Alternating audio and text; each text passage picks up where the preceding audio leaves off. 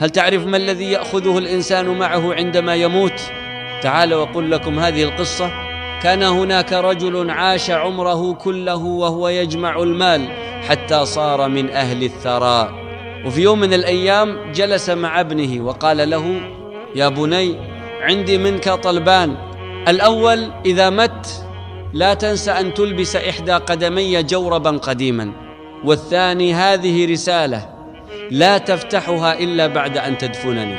مرت الأيام وتوفي الرجل، وعندما جاء وقت تكفينه تذكر الابن وصية أبيه وقال للحاضرين: أبي أوصاني أن نلبس إحدى قدميه جوربا قديما.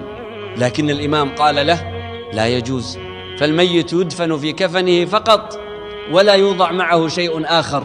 حاول الابن كثيرا أن ينفذ وصية أبيه لكنه لم يستطع، وفي النهاية دفن الرجل بكفنه فقط. وبعد الدفن فتح الابن الرسالة فوجد فيها كلمات مؤثرة جدا: يا بني، كما رأيت رغم كل مالي وثروتي لم أستطع أن آخذ معي حتى جوربا قديما، وسيأتي يوم تموت فيه أنت أيضا، ولن يكون لك من الدنيا إلا بضعة أمتار من الكفن، لذلك أحسن استخدام المال الذي تركته لك.